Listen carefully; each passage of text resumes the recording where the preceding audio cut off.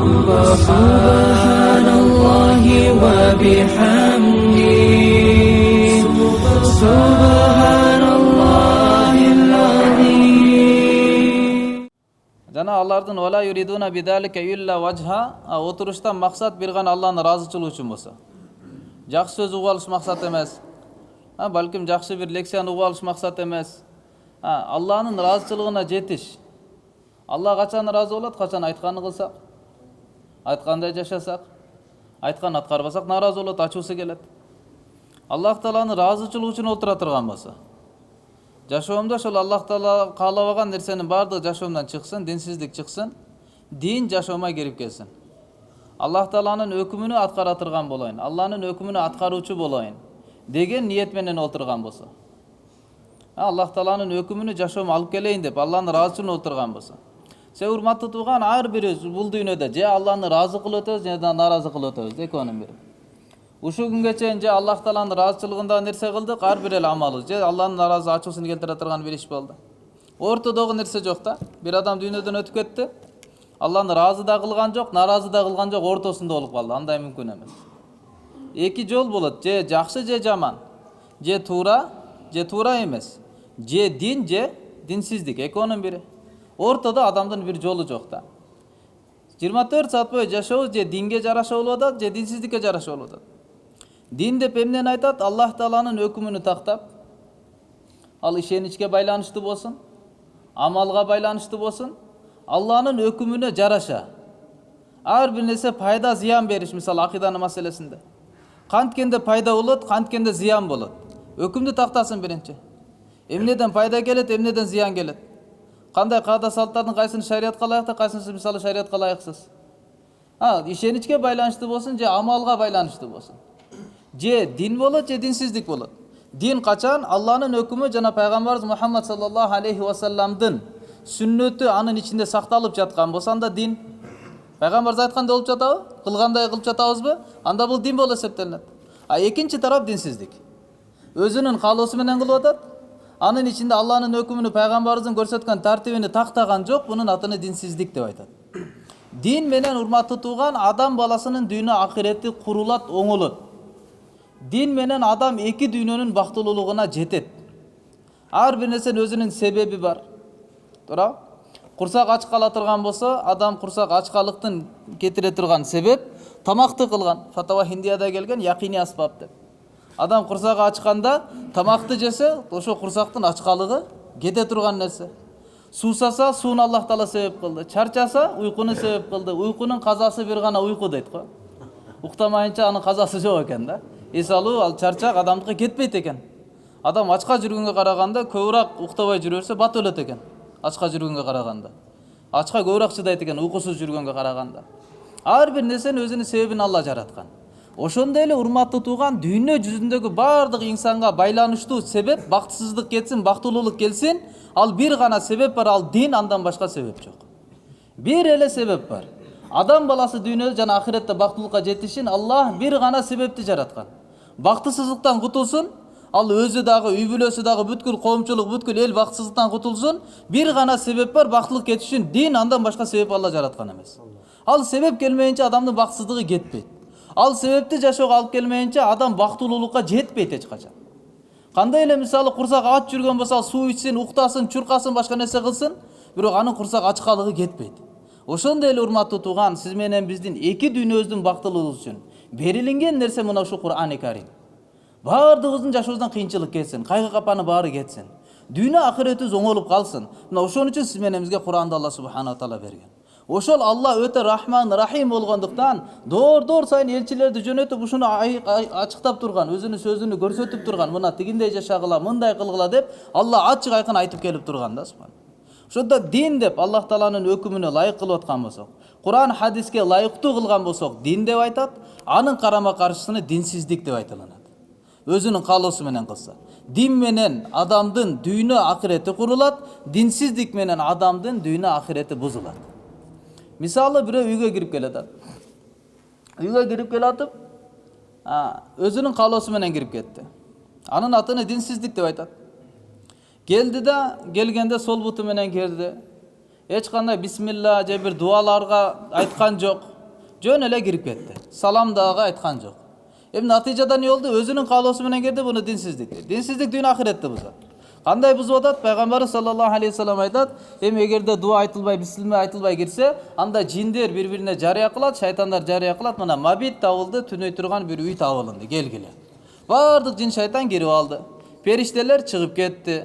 Адамдын бат ачуу келиши, жалгыздыкта же отурганда ойлонгондо ойдо күнөөлөргө бир ойлордун келиши, ой күнөө кылганга ички дүйнөнүн умтулушунун пайда болуусу, ортодогу берекесиздик, бир келишпестик, ойлордун карама каршылуулугу баары эмне себептен кирип келди? Кирип келатканда өзүнүн каалоосу менен. Яны динсиздиктин негизинде кирип кетти эле, дүйнөсү да ахирети да бузула баштады да. Ушунун каршысында эгер диндин негизинде кирсе, кирип келаптыр, машаалла, оң бут менен кирди, дин болчу, оң бут менен кирди.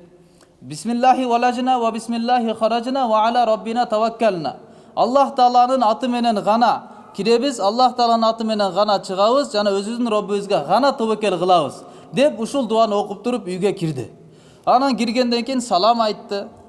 Колунан келсе Фатиха менен Ихлас сүрөсүн окуп койду. Бунун атыны дин дейт. Себеби Куранды тактады. Куранда мисалы үйдө эшиктерден киргиле деген эшиктен кирди. Салам айткыла деген салам айтты. Пайгамбар сүннөтүнө ылайыктуу кылды. Куран хадиске ылайыктуу болду, өзүнүн каалоосунун негизинде эмес. Бунун атыны дин деп айтат. Ушул дин урматтуу тууган адамдын дүйнөсүндө ахиретинде эми оңдойт. Кантип оңдойт? Пайгамбарыбыз саллаллаху алейхи вассалам айтат, качанда кирип келатканда дуаны окуй турган болсо болду, барды токтоду. Калды сыртта. Жин шайтандын баары калды. Айттым болду, биз эми бул жакка кире албайбыз. Периштелердин чөйрөсү үйдө калды. Периштелер аны менен биргеликте. Киргенден кийин ассаламу алейкум ва рахматуллахи ва баракатуху. Аларга салам айттыбы? Анда толук тафсир Жалалайнда келген ушул ассаламу алейкум ва рахматуллахи ва баракату, ушул 3 дуа, 3 сөз бардык дүйнөдөгү жакшылыкты камтып алат. Буга эч кандай кошуштун зарычылыгы жок дейт.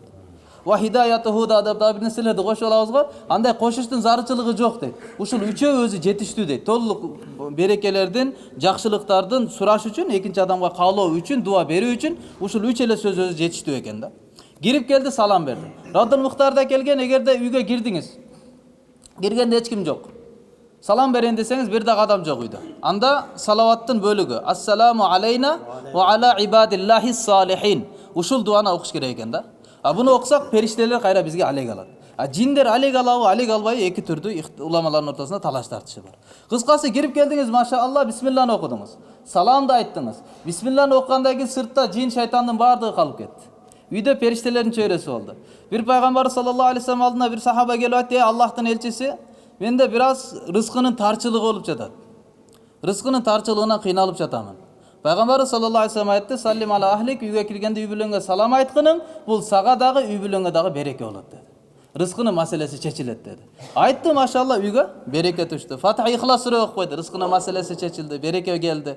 Аллах Тааланын рахмат көз карашы. Эми үйгө кирсеңиз, жүрөк тынч, жакшы көз караштар, жакшы ойлор, дүйнө ахирет оңолуп атат, урматтуу тууган, эмне аркылуу? Дин аркылуу. Дүйнө ахирет бузулуп жатат динсиздик аркылуу, урматтуу. Ошондуктан динди жашоого алып келиш үчүн олтура турган болсо. Вала юридуна бидалика илла важха. Олтурган чогулушунан максат Аллахнын ыраазысынан башка эчтекени каалабаса. Мен Аллахны ыраазы кылайын болду. Аллах кандай айткан болсо ошонун негизинде жашайын. Ошон үчүн Аллах Таала мага баардык нерсени берип жатат. Канча байлыгым болсо, канча убакыт жашоо Аллах Таала мага берген болсо, тирүү болсом, жана канча мага жөндөн берсе, мына ошон үчүн берди. Кантип мен Аллахымды ыраазы кылып дүйнөдөн өтүп кетемин. Ошо максатта дүйнөгө келдим. Мына ошону урматтуу тууган, Куран сиз менен бизди чегизде баяндайт. Куран ошону ачыктап берет, ашкерелеп берет. Ар бир нерсени окуялар менен алып келип түшүндүрүп, канча адамдар, коомдор өткөн, алар бактысыз болду, эмне себептен бактысыз болду? Канча адамдар өткөн, коомдор өткөн, бактылуулукка жеткен, эмне себептен ийгиликке жеткен? Байлыгынын себебиненби, бийлигинин себебиненби, акылдуулугунун себебиненби, күчтүүлүгүнүн себебиненби, көптүгүнүн себебиненби? Эмне себептен алар ийгиликке жеткен? Балким Куранда бир аз бир данышмандуулук жери бар. Карасаңыз, Куранда акыйкаттын үстүндө болгон адамдар жаллан Аллах Таала аз өлчөм менен айтып келген да. Факалилан ма яшкурун деп, алардын ичинен шүгүр кылуучулар өтө аз болду деп. Шүгүр кылгандар аз болду. Иман келтиргендер аз болду. Куфурлукту, зулумдарды булардын көпчүлүктөр ушундай болот. Аксарухум ла яқилун. Алардын көпчүлүгү алар түшүнбөйт, акыл жүргүзбөйт деп, адашкан адамдар дайыма көп болот. Акыйкат туура жолдо жүргөндөр аз болот экендигине ишара кылып келген да, субхана. Кыскасы Кур'ан урматтуу тууган ушундай сиз менен биздин жашоодогу муктаждыгыбыздын баардыгын өз ичине камтып алган маселе. Ошондуктан иншалла толук ихлас менен ушул айтылган нерселерди жашоомо алып келемин деп. Жөн эле сөздү жаттап алып бирөөгө жеткирип, бирөөгө угуш керек экен, андай экен, мындай экен эмес, балким менин жашоом айтылынып атат. Ар бирибиздин жашообуз Курандан табылат. Кайсы проблема болсо да ошо жашооңуз бар. Кайсыл неамат жыргалчылыктын үстүнө жүргөн болсоңуз дагы сиздин жашооңуз Куранда айтылып атат. Ар бирибиздин жашообузду Курандан тапсак болот. Ошондо иншалла толук ихлас менен отуралы иншалла. Аллах үчүн деп. Натыйжада эмне? Эгерде ушуну ихлас менен отурган болсо, пайгамбарыбыз саллаллаху алейхи ва саллям айтат, анда мажилис бүткөндөн кийин, ушул мажилисте эле дүйнөдө эле кандай жакшылык келип атат. Фериште жарыя кылат экен, анкуму магфуран лакум, факад буддилат сайяатукум хасанат, силер тургула күнөөңөр кечирилген абалда, жана анык силердин жамандыгыңар жакшылыктар менен айланылды депчи. Күнөөңөр болду, айланды, ошондой акыбалда эми тургула депчи. Канчалык Аллах Тааланын Ар-Рахман, Ар-Рахим өткөнкү сабакта айтканбыз, Аллах Таала ушул өзүнүн затынын атынан кийин эле, атынын затынын атына далалат кылдырган Аллах деген сөздөн кийин Ар-Рахман, Ар-Рахим деген өзүнүн сыфаттарынын аттарын алып келди, эки ушу атты тандады. Эмне үчүн? Себеби ар бир окуган адам Куранда ачканда эле Аллахнын чексиз болгон мээримдүүлүгүнөн үмүтүнө пайда кылуу үчүн, эч качан үмүтү үзүлүп калбасын үчүн. Мисалы менин кийимиме нажас чыгып калса, астагфирулла эми нажас чыгып калды деп ал жерди кыркып ыргытып бербейт экенмин да. Же болбосом кийбестен буну таштап койбоймун. Балким ошол жерде эле кайра жуулат, жууп туруп эле кайра 3 жолу сыгып туруп кайра эле иштетиле берет. Ошондой эле бир аз пенденин жүрөгү кир болот. Пенденин өз жаратылышы ошондой, Алла ушундай жараткан. Кээде күнөө кылып алат, кээде нафске алданат, кээде шайтанга алданат, кээде чөйрөгө алданат, ар кандай да. Туура эмес нерсе кылып алгандан кийин эми үмүтүмдү үзүп калбасын деп Аллах Таала ошо бисмиллахир рахманир рахим да. Кайра жүрөгүнү тазаласын, мен өтө райымдуу, өтө чексиз мээримдүү затмын, мен кечире берем, кайра эле тооба кылып кайра мага кайрыла берчи депчи. Себеби шайтандын эң чоң адамга койгон үмүтсүздүк бир азгырык жолу бар да. Үмүтсүз кылып коет адамдычы. Үмүт үздүрүп коет Алланын рахматынан. Үмүтсүздүк адамды толук таквачылыктан чыгарып салат. Толук Аллага тоокел кылыштын жолуна тактабай калат. Кантип таква болуп толук Алланын өкүмүнүн негизинде жашаш керек, адам андан чыгып калат да, өзүнүн экинчи уровенге, экинчи сортко өткөзүп алат да, мен мындай эле жүрө берейинчи дейт да. Мындай эле жүрө берейин, мындай жөнөкөй мусулман болуп эле жүрө берейин, анчалык деңгээлде мен таква боло албайм да депчи. Жок, ошондой болбо деп атат да Аллах Таала. Бисмиллахир рахманир рахим депчи, андай болбо. Мен өтө мээримдүү, чексиз райымдуу затмын. Мен кечирем. Менин рахматым чексиз. Бирок сен мен тарапка кайрыла бер. Мени кылат де, менин айткан өкүмүмдү аткарып туруп мага тоокел кыла берген, сен үмүтүңдү менден үзбөгөн депчи. Кайрыла бер мага, кайра кайрыла бер деген сөз да. Жипти иштетип атасыз арканды. Иштетип атсаңыз үзүлүп кетти. Астагфирулла, үзүлүп калды, ыргыта бербейсиз да аны. Кайра эле байлайбыз. Байлап алып туруп кайра эле байланышты курдуңуз да кайра эле иштете бересиз. Ошондой эле Алла менен байланыш бир аз үзүлүп калды. Эртең кечки тесбилери жок. Куран окуш алыстап кеткен, тахажжуд алыстап кеткен, дуа окуш калып кеткен. Алыстап кетти Алладан байланыштанчы. Анан кой астагфирулла, мен ушундай эле болуп калдым эми деп жүрө бербе деп атат Аллах Таала. Бисмиллахир рахман ар рахим деп Аллах Таала атайын ошо өзүнүн сыпаттарын эскертип атат. Кайра мага кайрылып пендем депчи, мен кечире берем. Мен кечиришти жакшы көрөм. Балким эгер ушундай эл болсо, такыр эле күнөө кылбай койсо, аларды дүйнөдөн алып кетем ахиретке.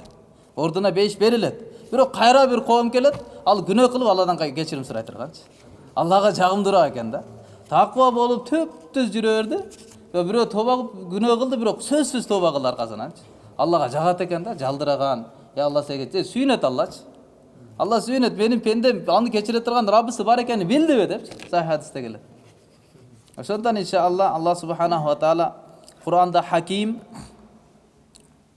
Таки Усмани сап өзүнүн Такмила Фатхул Мулхим Муслимге шарх жазган китеби бар. Ошол жерде жазган, качанда адамга кыйынчылык келсе, адамдын башына бир кыйынчылыкка дуушар болсо, бардык эл адам кыйынчылыктын ичинде жашайт. Чечилинген бул. Лакад халакнал инсана фи кабат. Биз чындыгында инсанды адам затынын машакаттын ичинде жараттык деп. Машакат менен эмес, машакаттын ичинде. Жашоо өзү машакаттын ичинде кетет. Пайгамбар саллаллаху алейхи ва салламда бир жолунда 4 буштук чийикти чызды. Сызып туруп бир узун сызыкты сызды. Ал чектен өтүп кетти. Анан ага параллельный болгон карама каршы келген сызыктарды сыза баштады. Анан айтты, бул инсан. А бул чектелинген сызык бул инсандын жашоосу. То есть өлүм менен жашоо чектелинген. чектен чыгып кеткен сызык бул адамдын үмүтү. Үмүт такыр эле нары кетип калган да. Бүт кийим алып атат мисалы, 2 жылга жетеп экен, кандай кылат экен, кандай кийем деп, эртеси күнү мисалы ажалы турат. Бирок ал үмүтү башка жакка кетип калган да. Үмүт узарып кеткен. Уламалар айткандай, ида бакатил уюн кана далилан мин хашиятилла. Качанда дейт көздөр ыйлай турган болсо, анда бул дейт Аллах Тааладан корккондугунун далили болот. Качан көздөн жаш төгүлө баштады, анда бул Аллах Тааладан корккондуктун далили болот. Фа инна жумудал айни мин касватил калб. Анткени жүрөктүн мерез болуп катып калуусу, бул дейт көздүн дейт тоңуп катып калуусу бул жүрөктүн мерездигинен болот дейт. Жүрөк катып калгандык себептен көздөн жаш чыкпай калат экен да. Ва касватил калби мин катрати зунуб. Жүрөктүн мерездиги күнөөнүн көптүгүнөн болот. Уда күнөө боло берсе, аркасынан арка күнөө боло берсе, адамдын жүрөгү так пайда болуп олтуруп жүрөк катып калат экен да. Эми жүрөк каткандан көздөн жаш төкпөй калат экен да. Ва касрату зунуби мин нисянил маут. Күнөөнүн көптүгү өлүмдү унутуп койгондуктан болот. Эмнеге адам күнөө кыла берет? Себеби аны акыбетине карабай калат. Буну кылып койсом эмне болот деген көз караш жок. Дүйнө ахиретиме эмне кесепети келет, эмне азабы келет деп адам өлүмдөн кийинки жашоону, аны ага суроо жооп болушуну адам элестетпей койгондук себептен адам күнөөнү кыла берет экен да. Ва нисянил маути мин тулил амал. Өлүмдү эмне себептен унутуп калган? Үмүт узарып кеткендик себептен. Эмнеге чектен өлүмдү унутат? Себеби үмүт узарып кеткен. Өлүмдү эстейин дейт, жакшы элечи. Өлүп калсам кандай болду, дүйнөдөн үзүлдүң, акыретке бардың, мисалы азыр эле өлүп калышы мүмкүн. Алдындар айтат, эмне үчүн өлүмдү Аллах Таала жашырын кылып койгон? Ачык эле кылып койсо болбой эле. Эмне себептен өлүм жашырын?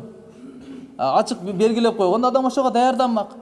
Эмнеге жашырын кылып койгон десе, бунун сыры адам ар бир көз ирмемде өлүмгө даяр болсун. Учур чакта толук тообанын шарты пендеде табылынсын.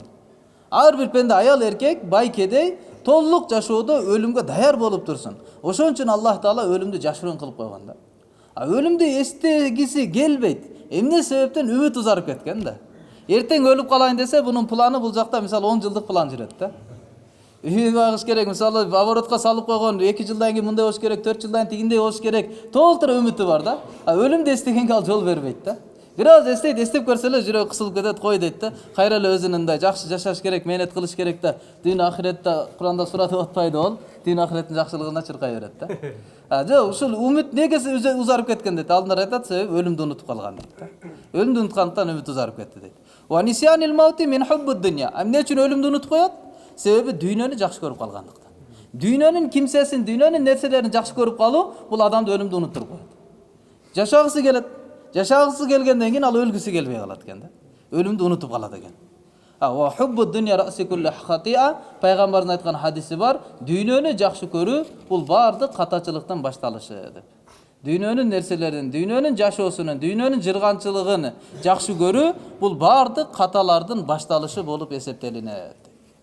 Ошондон урматтаган ар бир инсан ошондой машакаттын ичинде. Пайгамбарыбыз айтты, бул адам жашоосу чектелинген, бул чыгып кеткен сызык, бул адамдын үмүт өтө узарып кеткен. Демек шариятта жакшы нерсе эмес экен үмүттү узартып салыштык. Карама каршы келип аткан сызыктар бул адамга келип аткан машакат, кыйынчылыктар дейт.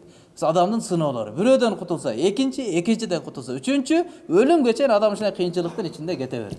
Балким пайгамбарыбыз саллаллаху алейхи вассалам өзү айткан, ашаддун наси балаал ал анбия. Инсандардын, адамдардын эң катуу сынала турган адамы бул пайгамбарлар. Сумма ламсал фаламсал юбталу раджул бихасби динихи. Анан ошо пайгамбарларга окшошураак жана окшошураак адам өзүнүн дининин бекемдигине жараша сыналат. Адамдарга сынак келе берет, болчу. Ошо Такмисманиса ошо китебинде эске түшүп кеткен нерсе, китебинде айтыптыр, адамга качан ушундай кыйынчылык келсе, проблема келип калса, түйшүк келип калса, анда Аллах Тааланын сыпаттарынын ичинен 2 сыпатын эстесин дейт. 2 сыпатын көз алдына алып келсин. Биринчи, Аллах Таала хаким. Экинчи, Аллах субханаху ва таала хаким. Хаким деген өкүмдар. Каалаганын каалагандай өкүм чыгарат. Чөнтөгүңүздө акчаны өзүңүз таптыңызбы, сиздин элигиңизде турабы? Ал акчаны каалаган жака сарптайсыз, акчанын акысы жок сизге каршы чыккангачы. Ошондо эле Аллах сиз менен бизди жоктон пайда кылган зат. Аллах сиз менен бизге көз, бут, бардык мүчөбүздү сак кылган зат. Ушул күнгө чейин рызкы берип, бүткүл ааламдагы зарычылыгыбызды бүтүрүп турган зат бул жападан жалгыз Аллах Таала. Эми Аллах биздин падышабыз болгондон ал хаким, ал каалагандай өкүм чыгарат. Үстүбүздөн каалагандай өкүм чыгарат, ага каршылык жүрбөйт. Качанда бул сыпаттын акыйкатына пенде жеткен болсо, ушул сыпатты элестеткенде жүрөгүндө моюнсунуу. Бунун аркасынан бир пайданы көздөп атат депчи. Бул шак бир кадам алдыга жүрөт деп, анын мындай бир данышмандуулугуна таянасыз да. Бирок мисалы акылсыз эле бир адамды коюп койгон болсо, ар бир чыгарган өкүмүнөн коркунуч да. Эмне болуп кетет экен, эмне болуп кетет экен депчи. Бирок Алла урматтуу турган өкүм чыгарат. Бирок Хаким өтө данышман болгон зат да, Аллах Таала. Сөзсүз ошонун аркасынан бир пайда турат да. Биз билбейбиз анын пайдасы кандай экенин. Демек биринчи сыпатын эстегенде адам моюнсунат, экинчи сыпатын эстегенде адам сүйүнөт. Ошол кыйынчылыктын ичинде туруп сүйүнөт да. Алла ошонун аркасынан мага бир жакшылыкты каалап жаткан турбайбы деп адамдын жүрөгү кайра сүйүнүп калат экен да. Өтө адам жашоосуна керектүү сыпаттар да. Ошондон урматтуу Аллах Таала Хаким. Ошол Хаким болгон зат, өтө данышмандуулукка ээ болгон зат. Мына ушу Куранды айткан да. Куран мына ошол заттын сөзү. Ар бир тамгасы, ар бир чекити бу данышмандуулукка ээ да. Эми аны канчалык сиздерге жеткирилет, канчалык биз түшүнөбүз? Өзүбүздүн мээнетибизге жана тафсир берген, чечмелеп жазган уламалар Аллах Тааланы кабылдандырылсын, ошо алымдардын мээнетине жараша гана ала алабыз. Бирок бунун ичинде канча данышмандуулук камтылган, анын акысындай түшүнө албайбыз да. Себеби бул чексиз данышмандуулукка ээ болгон заттын сөзү да бул. Аллах Тааланын сөзү. Ошондон иншалла колдон келишинче кулакты салабыз. Ошонун ичиндеги пайдаларды алабыз. Мисалы ушул Аллама Сави рахимахулла өз тафсиринин ушу акырында айткан, эмне себептен дейт Алла субханаху ва таала Куранды баштаганда биринчи тамгасы кайсы менен баштады? Кайсы тамга менен? Ба тамгасы менен баштаган. Бисмиллахир рахманир рахим ба тамгасы турат. Эң акыркы тамгасы Суратун Наста минал джиннати ван нас депчи, син менен бүтүп атат. Эки тамганы бириктирип кое турган болсо, ба менен син бириксе бас деген сөз чыгат экен. Которгондо тамма ва камула толду болду жетет деген сөз да. Болду жетет. Ушунун ортосундагы жашоону жашообузга алып келип алалы. Ушунун илиминин деңгээлине жетип алалы. Ушул таалимди жашообузга алалы, ушул ишеничти ишеним, ушул жашоону жашоо, акыйкатты акыйкат, караңгылыкты караңгылык деп түшүнөлү. Мына ушул силерге жетиштүү пенделерим, мындан башка эч бир нерсеге силердин муктаждыгыңар жок деген сөз да. Бас депчи Аллах Таала эки тамганы эки жакка коюп койгон. Ошондон ушу бас эки тамгага жетиш үчүн иншалла бираз аракет кылабыз иншалла. Макул? Баскыл деген ушундан алынган экен да, кыргыздардын сөзү. Мүмкүн.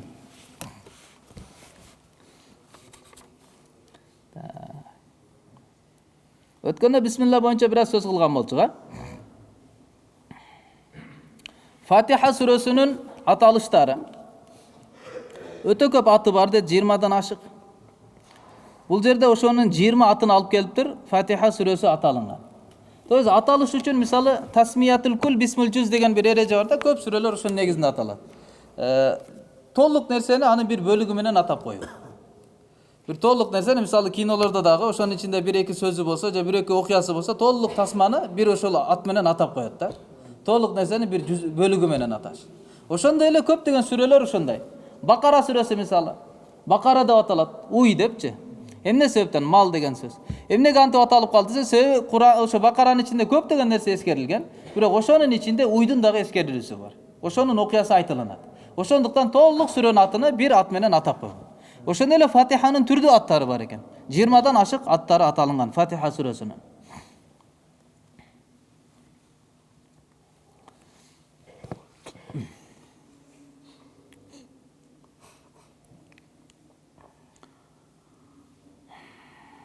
Пайгамбарыбыз саллаллаху алейхи ва саллам бул Фатиха деп аталынды. Эмне үчүн Фатиха деп аталынган десе, себеби Аллах Таала өзүнүн китебини, улуу китебини ушул сүрө менен ачкандык себептен ачуучу сүрө деп Фатиха ат менен аталып калды. Экинчи аты бул Фатиха сүрөсүнүн Уммул Кур'ан, Кур'андын энеси, Кур'андын негизи деп аталынган. Кийинки аты Суратул Канз, бул казынанын аты деп аталынган, себеби өзгөчө бир казынадан түшкөн. Өткөндө айтып өткөнбүз. Арштын астындагы бир казынадан түшкөн. Бешинчи аты Кафия, жетиштүү деген негиз. Буну да өткөндө чечмелеп кеттик. Алтынчы аталышы Ал-Вафия, лианнаха вафия кафия фи сиххати сала ан гайриха индал кудрата алейха. Пенде мисалы намазда турганда башка Курандарды окуганга кудурети жетет да. Башка сүрөлөрдү жаттаган, Бакарада жат, Али Имрандагы жат мисалычы. Бул жакта мисалы Амма парасы бар дегенде, же 10 сүрөнү билет. Бирок ошол адам эгерде Фатиханы окуса, шу Фатиха Куран башка Курандардын ордуну басат. Вафия, жетиштүү деген бир мааниси бар экен да. Башкалардын ордуну ойноп коет, башкалардын ордуну ээлейт деген мааниси да бар экен. Башка сүрөлөрдүн баардыгынын ордуна мына шу Фатиханы сөзсүз окулсун деп коюлуп калгандык себептен. Түшүндүңүздөрбү? Бунун атынын. Яны аттын көптүгү бул ошол сүрөнүн өтө бийик деңгээлде экендигинин далили да. Бир адамга мисалы ар кандай ат коюлса, Баатыр, мисалы БТР, ар кандай аттар коюлуп атат да. А сен ошо канчалык күчтүү экенди, канчалык тайманбас ошого далалат кылат да. Ошондой эле Фатиханын түрдүү аттары аталынган уламалар тарабынан. 7-чи аты дейт Шафия деп айтылынат. Шипа берүүчү депчи. 8-чи аты Шифа деп дагы аталаган. Шипа деп, бунун өзү шипа депчи. Мисалы кээде бизде дагы кыргыздарда адам аттары бар, Адилет деген ат бар, туурабы? Адилет. Адам адилетпи же эмне? Адилеттүү. Адилеттүү деп ат койсо болот да адамга. Бирок адилет эмес да адам. Туурабы? Адилеттүүлүк ал адам эмес да. Адилеттүүлүк адам менен турат. Адамда болот. Адам адилеттүү боло алат. Бирок ким ушул адилеттүүлүктө өтө чекке чыккан да? Өтө адилеттүү. Ошону ушул адилет сыяктуу эле кудум бул адилеттин өзү да. Адилеттүүлүктүн өзү деп туруп адилет деп ат коюп койулган да. Ошондой эле Фатиха сүрөсүндөгү бир аты Аш-Шифа. Мына ушул өзү шифа депчи. Шифа бул эмес, шифа Алладан келет. Бирок ушул сүрөнүн өзү шифа, мына ушул шифа депчи. А бул Аш-Шафия, бул шифа келишине себеп. Себеп пайгамбар саллаллаху алейхи вассалам хадисте айткан: "Фи Фатихатил китаб шифаун мин кулли да." Фатиха сүрөсүндө бардык оорунун шифасы бар депчи. Бир адам жүрөгү канчалык деңгээлде? Ошого жараша болот. Алла айткан: "Мен өзүм пендеме күмөнүнө жараша мамиле кылам." 9-чу аты Ас-Саб'ул Масани деп айтылат экен. Буну айтканбыз. 7 себеби бул 7 аяттан турат. Эки талаш, бисмилла болсун сүрөт Фатиха ичинен же болбосун, кандай болгон чакта дагы бул 7 аяттан турат. Ошондон бул дагы Ас-Саб'ул Масани деген экинчи аты бар дейт. Нур деген аты бар дейт. Бул нур, окуган адамдын дүйнө акыретини нурланта турган нур. 11-чи аты бунун Суратул Хамди ва Шукр деп айтылат дейт. Аллага мактоо жана шүгүр айтыштын сүрөсү деп. Ушунун ичинде Аллах Таала кантип мактоо айтыш керек? Пенде дайым Аллах Таалага шүгүр болуп жүрүш керек. Наразы болбосун, ошонун талибини биринчи аятында берген. Биздин мазхабка ылайык. Биринчи аят. 13-чү аты дуа дейт. Себеби дуаны үйрөткөн Фатихада. Аллах Тааладан кандай сураныш керек? Ошонун жол жобосуну үйрөткөн. 14-чү аты Та'лимул мас'ала лиштималиха ала далик. Суранууну үйрөтүү дейт. Алланы чакырыш, Аллах Тааладан дуа кылыш бири. Дагы бир аты Та'лимул мас'ала сурануунун сабагы деген аты дагы бар дейт. Себеби кандай сураш керек? Алла субханаху ва тааладан мына ушу сүрөнүн ичинде айтылынган. 20-чы аты бунун ас-салат деп дагы айтылат экен. Салат деп дагы айтылган. Салатты биз намаз деп которобуз го. Ошол ас-салат деп дагы айтылган аты бар дейт. Себеби пайгамбарыбыз саллаллаху алейхи ва саллам хадистин мазмунунда айткан: "Qasамту салата байни ва байна абди нисфайн." Мен намазды өзүм менен пендемдин ортосунда экиге бөлүп алдым деп туруп, андан кийинки айтылган сөз намаз эмес, балким Фатиха сүрөсү боюнча айтылган да. Демек Фатиха сүрөсүнү хадисте пайгамбарыбыз хадиси кудсиде бул намаз деп ат берип атат да, ас-сала деп ат берип атат. Ошондон дагы бир бул Фатиханын аты болуп калды, ас-салах деп дагы Фатиха айтылат экен да кээде. Хадистин уландысы Аллах субхана ва таала айтып атат: "Qasамту салата байни ва байна абди нисфайн." Мен намазды Фатиха сүрөсүнү өзүм менен пендемдин ортосунда жарым кылып бөлүп алдым. Фа нисфуха ли ва нисфуха ли абди. Анын жарымы мага таандык болот. Анын жарымы, Фатиха сүрөсүнүн жарымы менин пендеме таандык болот. Ма саала. Эмнени сураган болсо дейт, пендеме мен ошонун ичинде беремин. Пенде качанда Алхамдулиллахи Rabbil Аламин деп айтса, анда Аллах Субханаху ва Таала Хамидани абди, менин пендем мага мактоолорду айтты деп Аллах Таала айтат экен да. Ар-Рахманир Рахим, өтө мээримдүү, чексиз райымдуу дегенде Асна алайя абди, менин пендем мага даңктоолорду айтты деп кайра кайрылат дейт. Малики яумиддин, жаза күнүн, анын ордуна сыйлык алына турган же жаза алына турган күндүн, кыямат күндүн падышасы деп айтылганда Аллах Таала айтат дейт: "Маджадани абди", менин пендем мени улуктады деп Аллах тараптан жооп болот экен да. То есть 3 аят Alhamdulillahi Rabbil Alamin, Ar-Rahmanir Rahim, Maliki Yawmiddin. Nisfuhuli, anın nisfuhali, anın jarımı Allah Ta'alaga taandık. Anın jarımı pendege, ihdina sıratal mustaqimden tartıp, jarımı bul pendesine taandık. Emneni suragan bolsa Allah berem деп атат да. Ушул 3 аятта Аллах Таала тараптан дагы Фатиханын бир аталышы бар, Ал-Мунажат деп коет. Бул сүйлөшүү, Алла менен байланышуунун сүрөсү депчи. Себеби Фатихада пенде Аллах Таала менен байланышуу. Бир тараптан эле сиз эмес. Мунажат деген сөз, мисалы, маектешүү эки адамдын ортосунда болот да. Бир эле адам сүйлөй бербейт. Эки адамдын ортосундагы маекти айтат да. Диалог. Ошондуктан бул Фатихада Аллах Таала биз айтабыз, окуйбуз, Аллах тараптан да кайра жооп да. Биз айттык, кайра Аллах тараптан кайра жооп болуп турат. Качанда пенде айтканда Iyyaке na'bud ve iyyake nesta'in. Сага гана сыйынабыз, жана сенден гана жардам сурайбыз дегенде, анда Аллах субханаху ва таала айтат: "Хадихил ая байни ва байна абди ва ли абди ма саал." Ушул аят мен менен пендемдин ортобузга экиде бөлүнөт депчи. Iyyaке na'bud Аллага, ва iyyake nesta'in пенден өзүнүн муктаждыгы. Ушул аят экиге бөлүнөт, пендем эмнени сураган болсо, ошону беремин деп Аллах субханаху ва таала айтат. Bir toktolup kete turgan nerse, urmatlı tuğan. İhdina as-siratal mustaqim. Bundan keyinki pendeni soray turgan nersesi. Bardıq tafsirçiler aytkan, Fatiha surasının aldığında Alhamdulillahi dep aytatpaylı. Bardıq maqtoolor Allah'a bolsun. Sözün agımını karasanız, bardıq maqtoolor Allah'a bolsun. Ötö merimdүү, çeksiz rayımdуу, kıyamat gündün padışası. Saga gana sıyınabız, senden gana suranabız, jardam suraybız. Ey Allah, bizi toora jolgo bagıstagın. Alhamdulillah, Allah'a gana dep ketip atat da başında. Üçüncü jak menen söz ketip atat. Anan gelip turup ele ekinci jakka көчүп ketти. İyyake dep, saga gana dep ekinci jakka көчүп baratat da. Алдындағы кайрыла баштады. Ушул эки агымдын ортосунда бириктириш үчүн Куран чечмелөөчү уламалар айткан, башында Фатиха сүрөсүнүн башында кулу деген сөздү чыгарабыз депчи.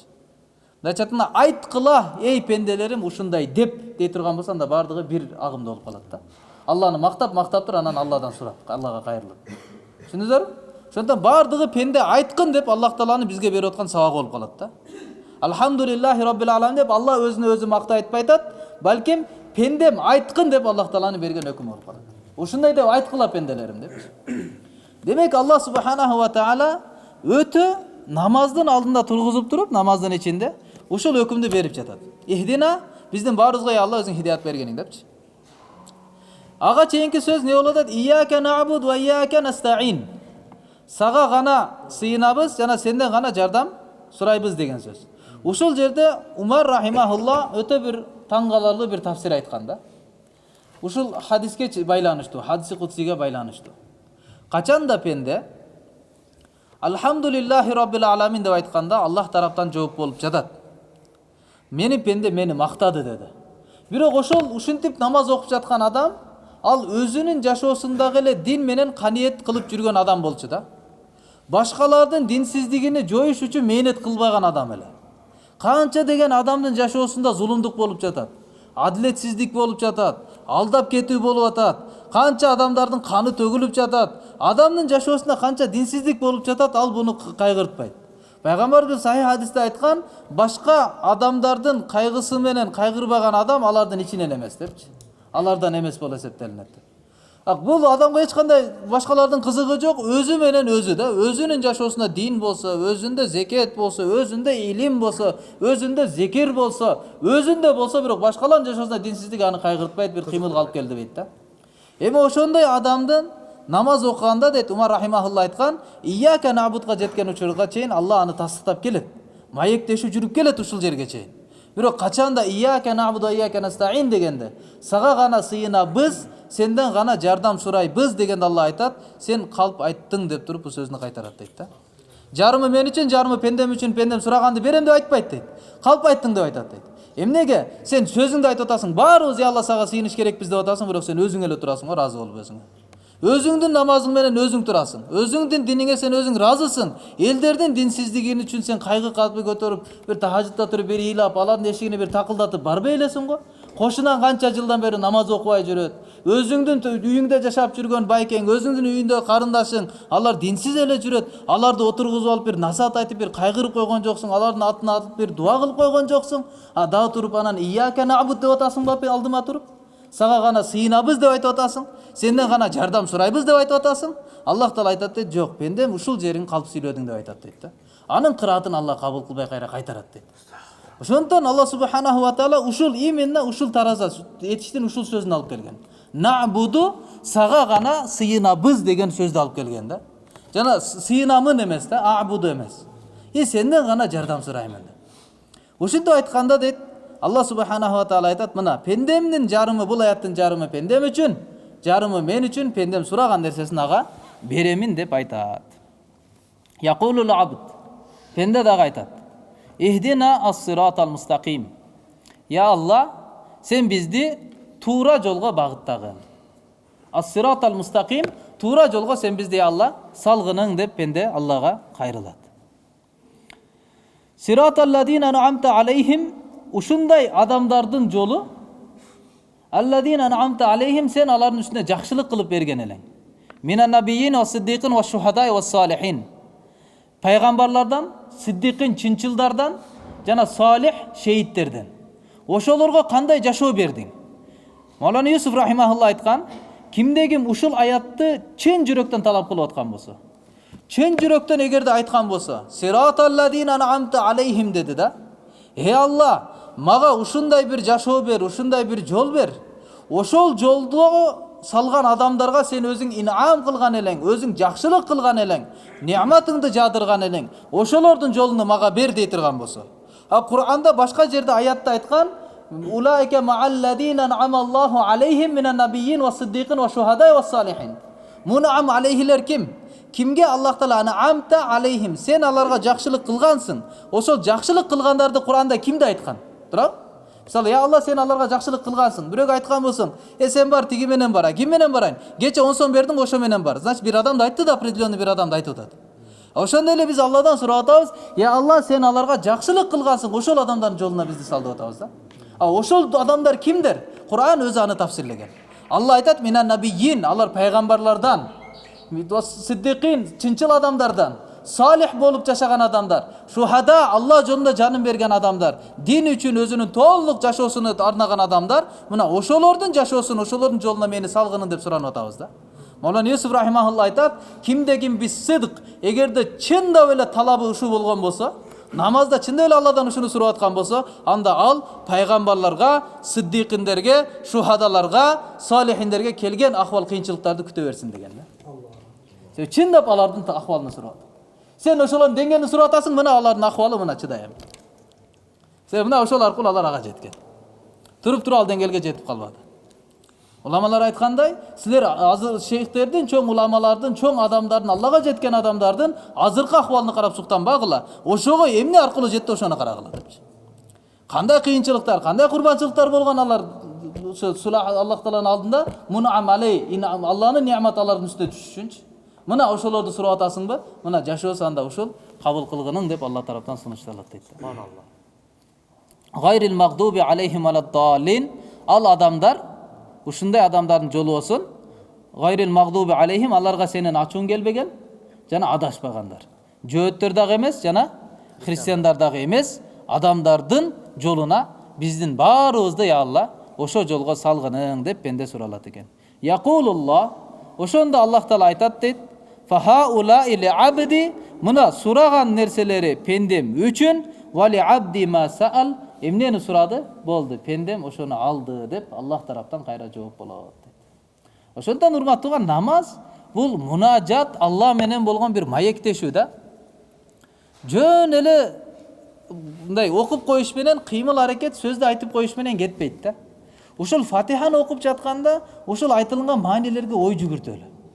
Ар бир аятты окуп атканда, субханалла, мен кайсыл аятты айтып атам? Алла мага бунун жообунда эмне деп мага кайрылып атат? Толук көңүлдү ошого эрчители да.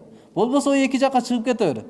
Ар бир аяттын оюну эрчитип, көңүлүбүздү ошого эрчитип окуп алсак, Курандын талабы да ошол. Куран адамдын жүрөгүнө кыймылдатыш керек. Имандууларды Аллах Таала айткан иннамал муъминуна аллазина иза зукираллаху важилат кулубухум.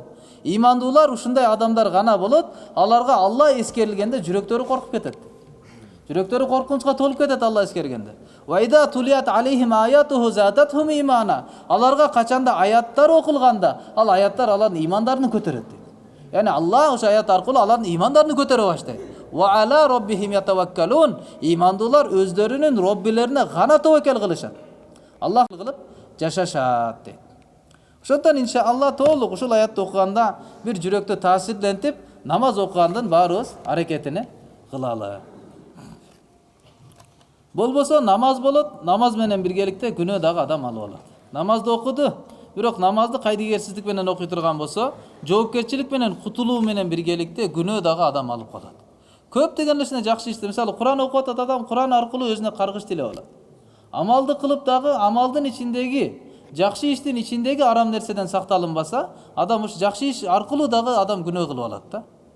Куранды окуштун эле өзү жетиштүү эмес, зекетти берип коюштун эле өзү жетиштүү эмес. Зекет берди, бирок ал аркылуу күнөө кылып алышы мүмкүн адам.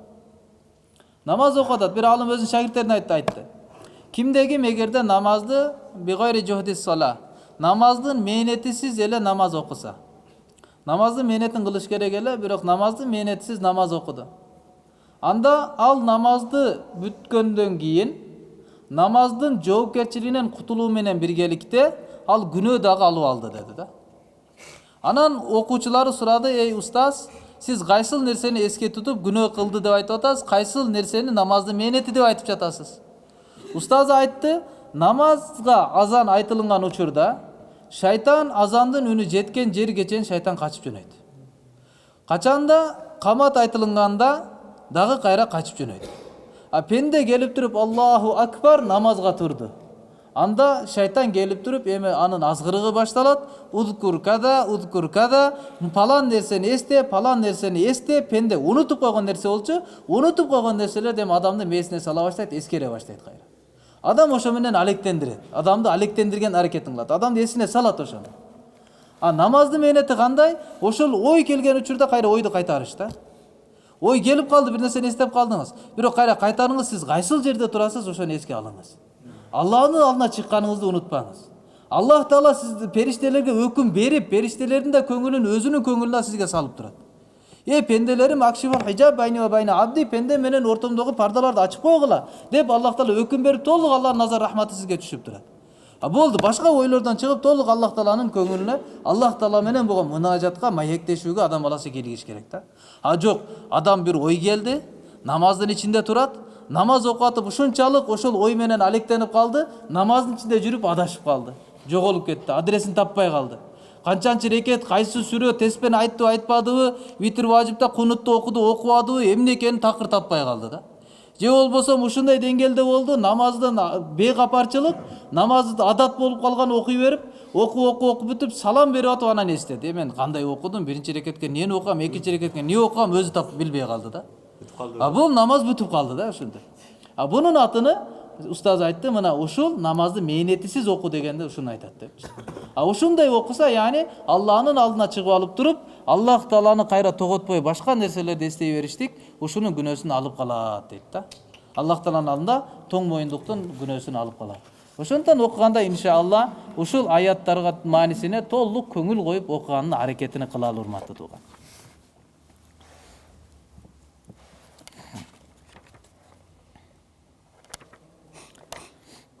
Жана бул сүрөнүн Фатиха сүрөсүнүн аттары боюнча сөз кылдык. Эми Фатиха сүрөсүнүн пайдалары өтө көп деген хадистерде келген. Фатиха сүрөсү эмне деген пайдаларга бай, ал туурасында көп деген хадистер келген.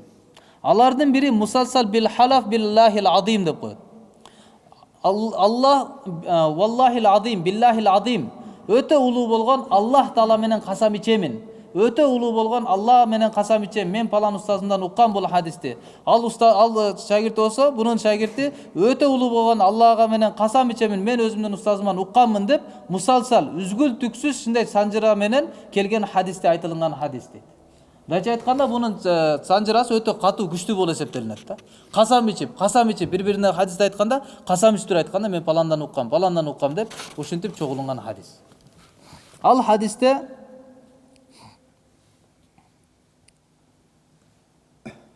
акырына барып туруп токтойлу.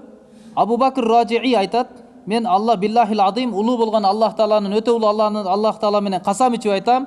Мага бул хадисте Анас ибн Малик, 4 мазхабтын бир имамы, Анас ибн Малик рахимахулла мага айткан эле. Анас ибн Малик мага ушинтип айтты эле: устазым, биллахил азим, өтө улуу болгон Аллах Таала менен ант ичемин, лакад хаддасани Мухаммад ал-Мустафа саллаллаху алейхи ва саллам деп айткан эле дейт. Мага пайгамбар саллаллаху алейхи ва саллам айткан, пайгамбарыбыз айткан болчу: биллахил азим, өтө улуу болгон Аллах менен касам ичем, лакад хаддасани Жибраил, мага Жибраил буну айткан эле деп айтты дейт. Жибраил пайгамбарга келип ушу сөз менен айткан эле: биллахил азим, өтө улуу болгон Аллах аты менен мен ант ичемин, лакад хаддасани Исрафил, мага буну Исрафил периште айткан эле деди.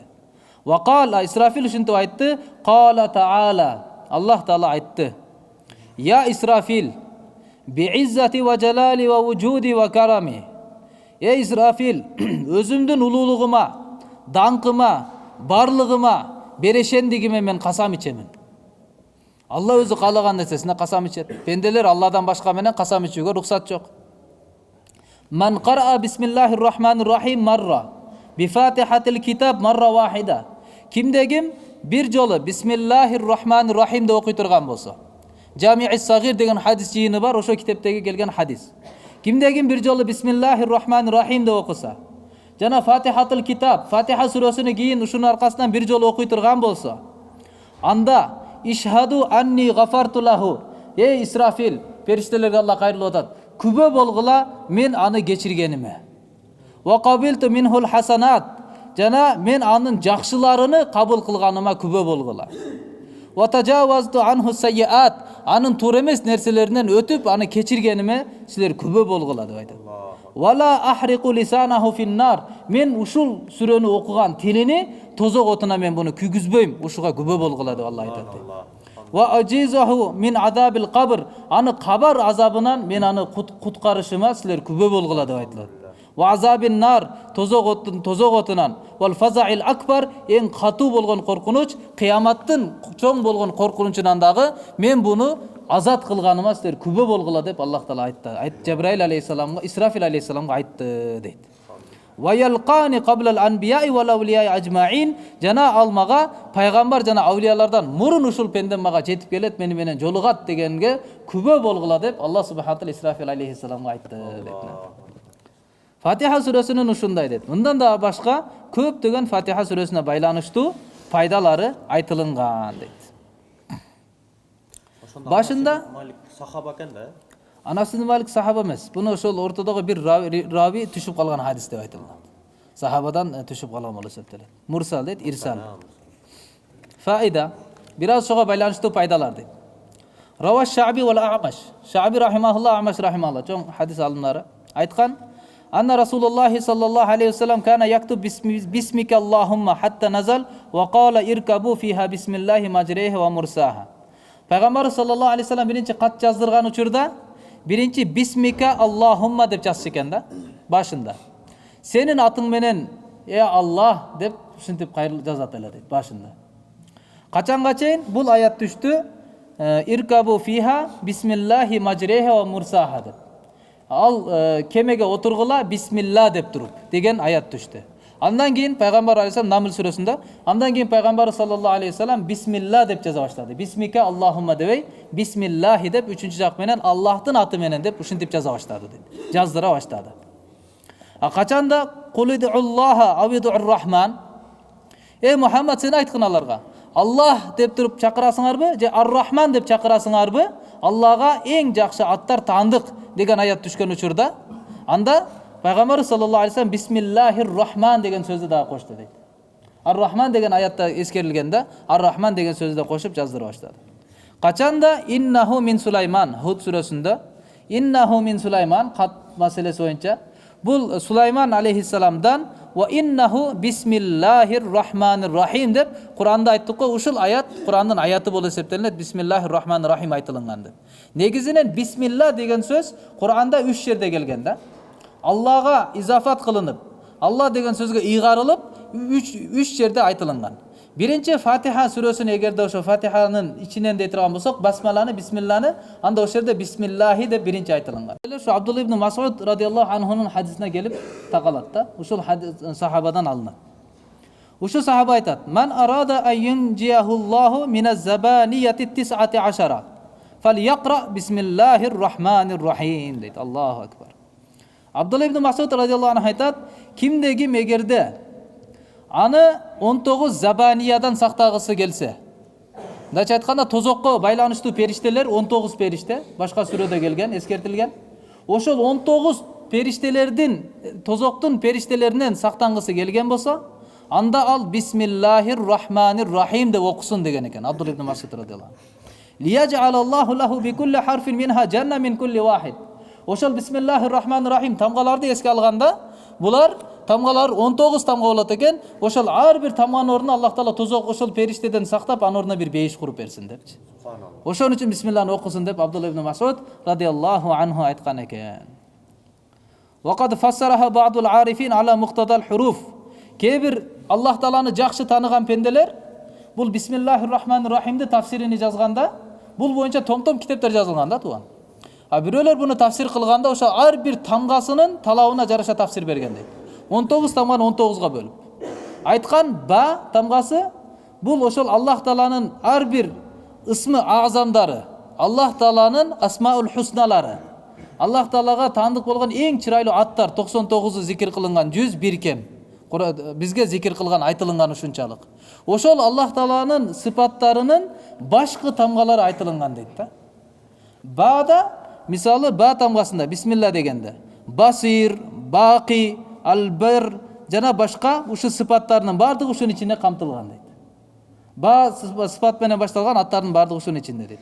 Син бисмилла дегенде экинчи син, бунда Аллах Тааланын сами, салам ушу сыяктуу аттары камтылган дейт. Мим дейт, малик жана башка ошо аттар камтылган дейт. Ошентип ар бир тамгага таандык Аллах Тааланын аттары ошондо 99 аттынын бардыгы ошо бисмиллахир-рахманир-рахимден 19 тамгасынын астына түшүп калат экен да.